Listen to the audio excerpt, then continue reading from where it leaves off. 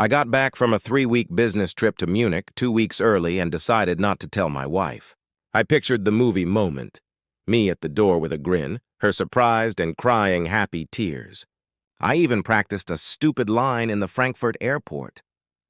"Honey, I'm home." I was that sure of us. I turned onto our street and hit the brakes. Luxury cars packed the curb, pink and white balloons tied to the fence posts. A banner over my porch, "Happy Married Life." For a second, I told myself it had to be for a neighbor. Then my front door opened. Isabella, my wife, stepped out in a wedding gown. Behind her was her boss, Victor, in a black suit. She put both hands on his face and kissed him. Not a quick peck. A wedding ceremony kiss, on my porch, at my house. While the banner flapped over their heads, I parked 2 houses down and just stared. Through the front windows, I could see people with champagne flutes, her parents smiling, a photographer near the fireplace. Even my cousin Leo was there with a red cup, laughing like he'd won something. I grabbed my suitcase and walked toward my own door. The room went silent. Glasses lowered. Heads turned. Isabella froze, veil crooked. Victor straightened his tie like I was a scheduling hiccup. I said 4 words. "What's going on here?" Victor answered first. "You weren't supposed to be back. Not sorry. Not we should talk. Just that." Like my timing, not their choices, was the problem. Isabella reached out. "Daniel, please let me explain." Her mother hissed, "Don't cause a scene. It was my house." I didn't yell. I didn't throw anything. I laughed once, short, mean, with my suitcase still in my hand. "So this is my surprise." Then I turned and walked away. She followed in that dress, heels clacking on the walkway. "I was lonely," she said. "You travel too much." I stepped back. And the solution was a wedding in my living room? Victor joined us with the tone of a man negotiating a contract. "We can handle this like adults." I said, "You've made your choice. Live with it." And I left. That night, I checked into a cheap motor lodge under a buzzing neon sign and lay on a bed that slumped in the middle. No big breakdown, just exhaustion. In the morning, I called a colleague who knew a ruthless divorce attorney named Clara Mensa. She saw me at 10. Clara listened, took notes, and said what I needed to hear. "Morally, this is a mess. Legally, you're in decent shape. The deed is only in your name? Good. Most assets separate? Good. We freeze joint accounts today." By noon, it was done. Cards cut off. Accounts locked. A notice prepared warning Victor he had 0 claim to my property and that stepping foot inside could mean trespass charges. The calls started. Isabella. "My card isn't working. What did you do?" Her parents. Then Victor. "You're being unreasonable. She needs support." I said she had it. She married someone else. He showed up at my office, red in the face, trying to loom. I kept my voice steady. "Protecting my assets isn't unreasonable. It's responsible." Security watched him leave. He said, "This isn't over." I said, "Right. It's beginning." Clara filed for divorce and arranged for a court order confirming the house was mine and directing anyone else to vacate. 3 weeks later, I parked down the street again, this time with an officer and paperwork. The balloons were gone, but Victor's Tesla sat in the drive and new curtains hung in the windows. Boxes were already on the lawn when we walked up.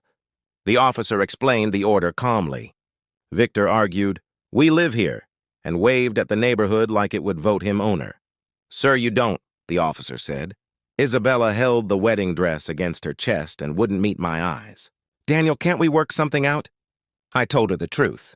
"You chose a public wedding over a private talk. Now you live with it, just not here." Mrs. Alvarez from across the street gave me a tiny nod that said everything. Word spread faster than any press release. At Victor's firm, the family values people stopped giving him big clients. He wasn't fired. He was sidelined, meetings without him, deals without him. Isabella tried to find new work, but the story followed her. The business community keeps receipts. The messages changed tone. First anger, "You're cruel," then bargaining, then late night, "I made a mistake" texts. Clara coached me. Silence. Don't give oxygen. I blocked her on social media and deleted the messages. Leo showed up to apologize, said he thought I knew. I told him loyalty means you pick up the phone, not a champagne flute. We were done. 2 months later, we had our day in court. Beige walls, fluorescent lights, a judge who'd seen everything, Isabella and Victor sat apart like a bad team project. The judge flipped through the file and lifted her glasses. Mrs. Rodriguez, you married another man while still married to Mr. Mitchell? Isabella's lawyer tried emotional distress. The judge said, marriage waits for paperwork. Clara's evidence was simple. Deed, accounts, timelines, the banner on my porch. Isabella's attorney asked for support. The judge shook her head. Your client forfeited that when she married someone else. Victor stood to speak. The judge waved him down. You're not a party to this case. Her finances are now your concern. Gavel. Divorce granted. Clean break. I signed for a short-term apartment and realized quiet can feel like a gift. I bought things I liked. A solid couch, a good coffee maker, a plant I promised to keep alive. Rosa at the corner cafe kept a table for me by the window. Tommy dragged me to football games. I slept through the night. Clara finished the property work, and I walked through my house for the first time since that day. It smelled like dust and lemon cleaner.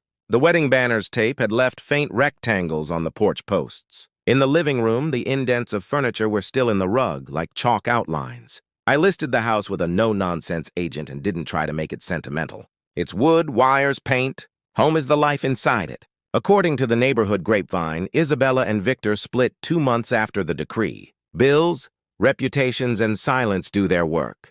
I didn't celebrate. I didn't gloat. I just didn't carry it anymore. On a Thursday afternoon, I picked up keys to a place that felt like mine the second I turned the lock. 12B, tall windows, old floors, a real kitchen. The building manager slid the envelope across the counter and said, Fresh start, Mr. Mitchell. I walked in with 2 boxes and a bag of groceries and sat on the floor for a while listening to the radiator tick. Peace has a sound. I also made a rule. No checking their pages, no asking mutual friends, no driving past the old street unless I had a reason. Grief shrinks when you stop feeding it. When a message slipped through from an unknown number, I'm sorry. I muted it and went for a run. One night, sitting with a decent Pinot and a better book, I tried to count the signs I'd missed and stopped at 5. The list wasn't useful. The only list that mattered was the one of what I'd do next. Pay the bills on time, call my dad back, say yes when Tommy invites me out, keep the plant alive, learn to cook something other than eggs, go to therapy once a week even if I feel fine, rebuild slowly. Months later, I drove past Maple Street on purpose. The for sale sign on my old lawn had a red sold sticker. A minivan sat in the driveway. Chalk drawings covered the sidewalk. Stars, a hopscotch grid, crooked hearts. A new family would make memories there. Good. I pulled away with the window down and the radio low. Munich felt like another lifetime. The buzzing motel sign did too. I texted Rosa that I'd be late. She sent back a picture of my usual table and a note. Your coffee is getting cold. I smiled. People will tell you justice is a big moment. Sometimes it's paperwork. Sometimes it's an officer with calm eyes. Sometimes it's a judge with a tired voice saying what needs to be said. Mostly it's 100 quiet choices you make after the noise dies. My name is Daniel.